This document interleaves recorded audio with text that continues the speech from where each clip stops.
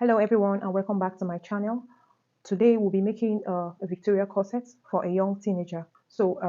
I've started drafting it and I'm going to explain everything I've done so far. So what I've done is to measure out the half length of the child, which is 16 inches. Okay, so that is the line I've plotted here. So we're going to plot the front pattern first before we plot the back pattern.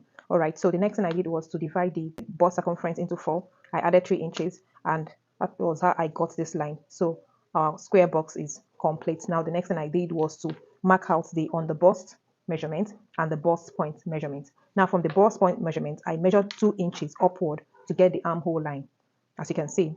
Now the next thing I did was to mark out the shoulder measurement. I came down by 1 inch to get the shoulder slope, and then I marked 3 inches by 3 inches for the neck width and the neck depth. Okay, so after doing that, the next thing I did was to go up from my armhole by 1 inch to get my cleavage line. All right, so these are the lines that I have marked out here. I want to explain it properly so that we don't get confused. Now the first line is the cleavage line, the second line here is the armhole line, this third line here is the bust point line, the fourth line here is the under bust line, and then the waist line, which is our half length. All right, so the next thing I did was to come on my cleavage line and measure the same measurement for my shoulder measurement. I measured it here and then I connected this line. All right, I divided it into 2. I came in by 0.5 for me to be able to mark out my armhole. Now before I mark out my armhole, I came down to my armhole line and then I divided my bust point, my bust circumference by 4, and then I mark the outcome here, this point. Then I carve out my armhole. After marking out my armhole, the next thing I did was to mark out my nipple to nipple measurement, which is 3.5, and I mark it on the bust point, and I also mark it on the waistline, and I connected it with a straight line. The next thing I did was to divide the shoulder slant into 2, and then I connected the 2 points from my bust point to the shoulder. I connected this line. Okay, and remember I've already marked out this line for my nipple to nipple measurement. Now on my armhole, exactly where this line is crossing, I place my measuring tape like so. I came inward by 0.5 inches, and on the other side I mark 1 inch. All right, after doing that, I connected it starting from my cleavage line. I connected it to the bust point. Can you see? That is the first thing I marked. After doing that, I hatch it, showing that I'm going to cut out that part. Now the next thing I did was to come down to my bust point and I placed my measuring tape on the nipple to nipple line, and then I mark 1 inch inwards and 1 inch outward. Can you see? I did the same thing for the waistline. I connected it with a straight line, and then I connected it back to my bust point with the slant line. Can you see? After doing that, the next to mark 1.5 inch from this point here. I came in by 1.5. Just watch what I'm doing. I marked 1.5. Then I came down to my cleavage line. I marked the same 1.5. I connected it with a straight line. After doing that, I came down to my bust point and I marked 0.5, like so, right? I marked 0.5. I also marked the same 0.5 on the waistline. I connected these 2 points with a straight line. Afterward, I slantly connected it from the bust point down to my cleavage line. You can see how the slant line went. I connected it like so. All right, and I hatched that area too because it is going off. I don't need it. Okay, now the next thing I did was to come to my underbust measurements and I measured 2.5. I measured 2.5. I mark it. I measured 2.5 again at my waistline. I mark it and I connected the 2 lines from my underbust to my waistline. I connected the 2 points. The next thing I did was to come with my measuring tape and mark 0.5 on each part, inward and outward 0.5, and I did the same thing for my waistline. Can you see?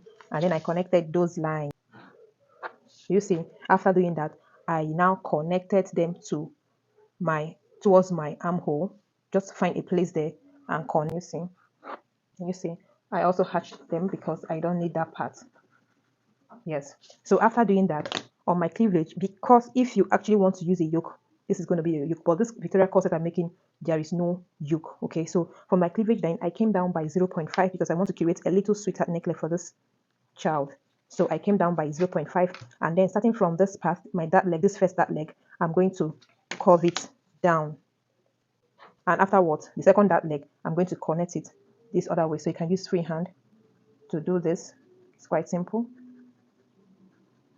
I connect it, you see. So that is exactly what I've done Now the next thing I'm going to do now is to impute our normal measurement. Now our bust point measurement is you divide it by 4 and then you mark out. What I have there is 8.5, and on this point I'm going to measure my 8.5. Okay, now remember the dart intake we took here, so I'm going to measure what we have here, 1.5. I'm going to input it here again, okay, so I can get our actual measurement. So I'm marking it here. All right, now come down to our underbust. Now the underbust measurement we're using is 28. 28 divided by 4 will give us 7 inches. I'll keep 7 inches apart. This is 7 inches, and then I'll measure all my dart intake and add it up. So what I have here is half inch plus what I have here is 2 inches. 2 plus 0.5 is 2.5. Then I'll add this other one, 1 inch, that is 3.5. So by the time I add 3.5 to my 7 inches, I'll mark the whole total result I have on this line. Okay, I'll mark it, and I'll do the same thing for my waist, adding up all the dart intake and then adding them up and measuring it. So that's how I got this line. Okay, so that is all for the front. I'm going to cut it out now. Make sure you pay attention to the cutting. Okay, before we continue, I would like to number it. So this is 1, this is 2, this is 3, and this is 4. Do you understand? So that you don't get confused. And then we'll cut out. So I'll come in with the pattern. This is a front pattern, so I'm cutting it out now. Remember, I've numbered it 1, 2, 3, 4, so it will not confuse me. So this is the first part. I'm going to cut out this hashed part now. We don't need it.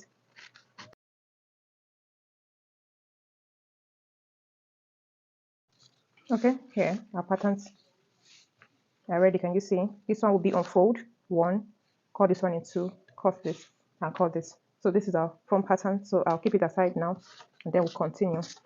So over here, I've also drafted the back pattern. So I did the same thing I did for the front. I measured our half length, under bust measurements, bust point, and then the armhole line. And I came down by 1 inch to cover the neck depth. I came down here for the shoulder slope by 0.5, and then I measured the bust point divided by 4 to cover out our armhole. So after doing that, I mark out our nipple to nipple measurements, 3.5.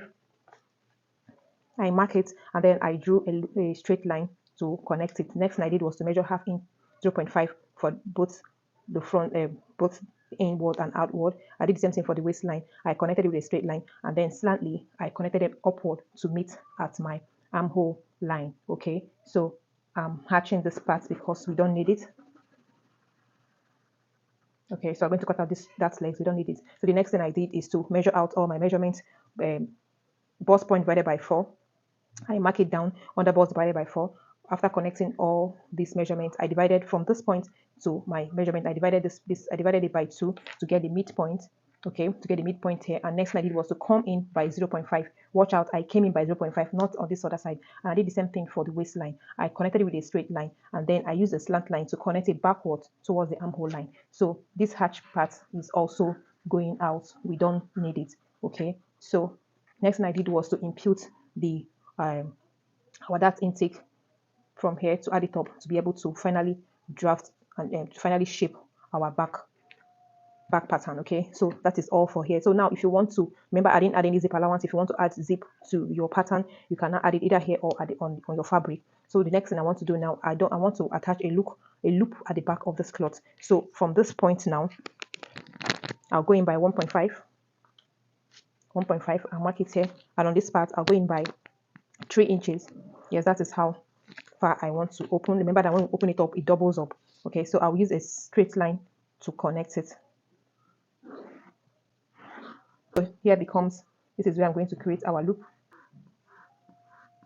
Can you see? I forgot to mention that I came down by 1 inch from my armhole line. I came down by 1 inch and connected it to the armhole with a slant line so as to get the neck depth that I want. So this other part is going out, but I would like to write 1.5 here and 3 inches here. Okay, so I'm going to cut out the back pattern now. I'll also number it. This is 1, this is 2, and this is 3. Okay,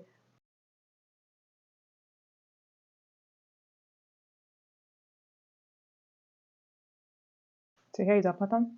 I've numbered it 1, 2, 3, and I'm keeping this part, so that I'll be needing this when we are sewing. So I'm keeping this part, and then for our front pattern, 1, 2, 3, and 4. So this is all the patterns that we'll be needing to sew this lovely Victorian corset. So next thing we'll do now is to transfer to fabric, and then we'll begin to sew.